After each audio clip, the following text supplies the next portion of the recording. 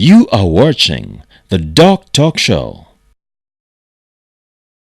So really to wash hands before eating food, and of course after the toilet. You go to these communities, to villages, and you find people have done an excellent job of educating. These village health teams have done an excellent job of educating communities, and you see outside the pit latrine there is a jerry can with soap tied on it to and a it's string. supported on a stand on a bit of a stick. And yeah. As the president teaches water irrigation, what are those? Water irrigation?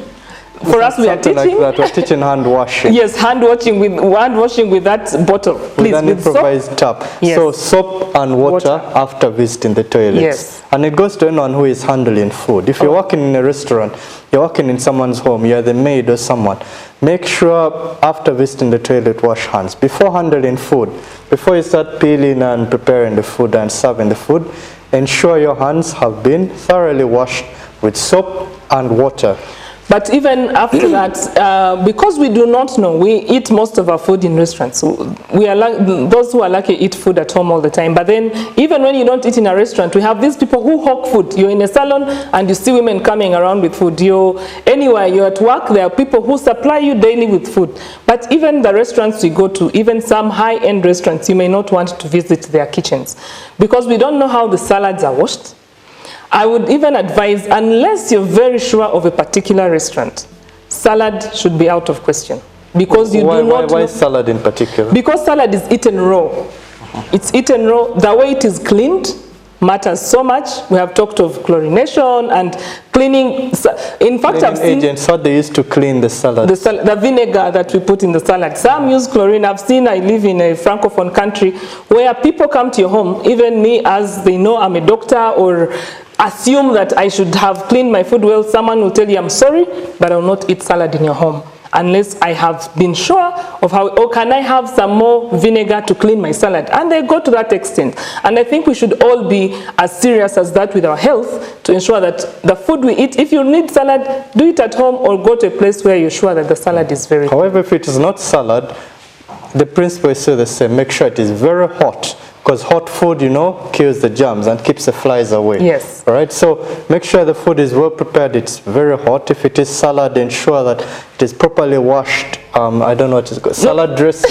Yes, and not even just salad. Remember, these things we buy on the streets, the mangoes, the oranges, the everything, have all been handled by somebody. They've come all the way from maybe even in Kenya, crossed all the way, the truck drivers, the floods that we meet, water has entered. So this is really, we need to take very good care of ourselves. Totally agree with you on that point. So the last bit is the vaccination. Thank you very much. Fortunately, there is a vaccine against typhoid. However, should everyone receive this vaccine? No. How does this vaccine work?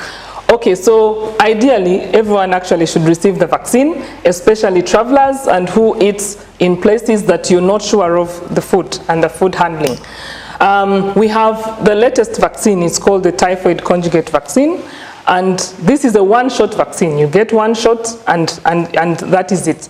But vaccines, ideally, we have not been using... You mean you get one shot and you will never get typhoid again? No. That is even not how it works, because you need to keep your hand washing good. That is the problem, that people think once you get a vaccine, then you stop all the other things and you can go and eat on the streets. And no, you have to keep with the rest, but the vaccine is supposed to prevent you from further infections, just in case you meet usually not forever. It's for about a certain period of time. Yes, we are still learning to see if it will take forever, because it has recently just come on. The latest vaccine that has the higher level of prevention of typhoid has just come. But I'll give you an example.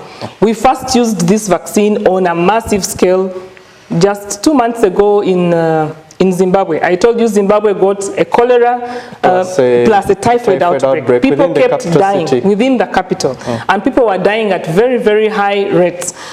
Then it was coupled with antimicrobial resistance. The antibiotics that we normally use to treat typhoid were not working anymore because people had misused them in the past. So this bacteria was not responding to antibiotics. So even when you come for treatment, we were losing people who are even in hospital. That's a very unfortunate scenario, but it also depicts the importance of antimicrobial resistance. Antibiotics used, in other words. Yes, so preventing resistance. Because then the outbreak kept on and people kept getting typhoid and typhoid, that is when we made the decision that at this rate we need to bring in this vaccine to be able to stop further spread of this outbreak. And the good thing was that we actually managed to stop the outbreak. We both employed the typhoid vaccine and the cholera vaccine. So how does the vaccine work precisely? People might think it treated the cholera. No, it does not treat. Actually, just in short, the vaccine helps you prevent the disease. It gets into your body, mimics the disease, and then at a very low level, and helps the body to produce antibodies that will fight the disease when you meet it.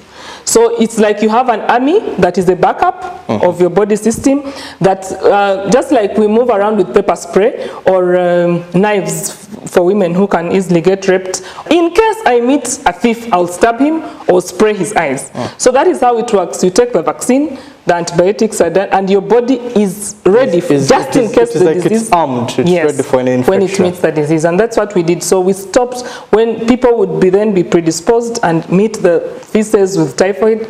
They would not get the disease. But the good thing is there's a vaccine which is available, and it is used for prevention. Remember, it's not a treatment strategy.